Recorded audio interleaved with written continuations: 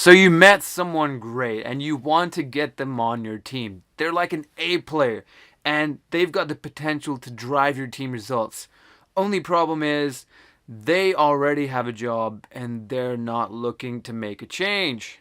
Uh-oh, so what do you do in this situation? Thing is, most of the time when A players are getting poached, a lot of bigger companies or big teams or managers with big budgets are throwing lots of money at them. Now, you may not have that kind of budget if you're a young manager or if you're in a small company. So what can you do instead of throwing money at these great people? First of all, where do we actually meet these people? I usually find that most managers meet a lot of great A player potentials at conferences and usually through contacts. A contact will say, look, Sally's does great work. You need her more than she needs you. See if you can get her on board. And that's usually how the conversations start. Now, to turn that conversation into something like them signing a job offer, that takes a little more. Saying you've got the job really won't cut it in this situation because really, a lot of these A-player types are passive candidates. They're not really looking for a change. They're pretty happy in the role they have because they've got a good gig. It takes a little more, and if you don't have that budget, you need to work out what that little more is. Find out what your company or your team can offer to this person beyond what they currently have. So, think. Compared to their current work, what can your team offer? Can your team or company offer more autonomy, more direct reports, or direct reports to start off with if they don't already have them? Better technology, a mission with a real purpose that would get them engaged, something you know that would interest them personally.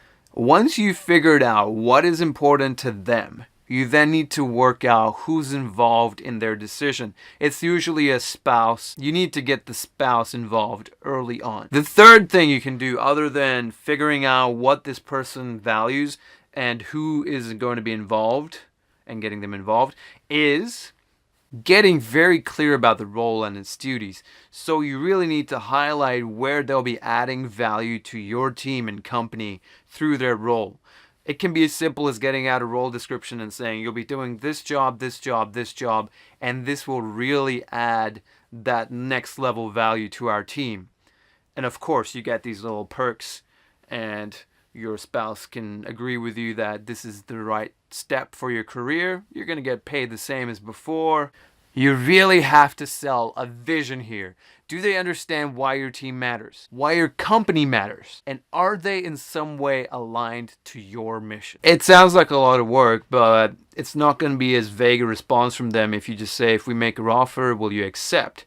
Because there are a lot of uncertainties about them switching from a plum role they already have to what on earth are you offering right now? So without the legwork, the answer will always be vague. It's a lot of work to do these three things: getting an idea of what they value, getting the spouse or whoever they trust involved in the process, and third, wait, what is the third one? Just hang on a sec.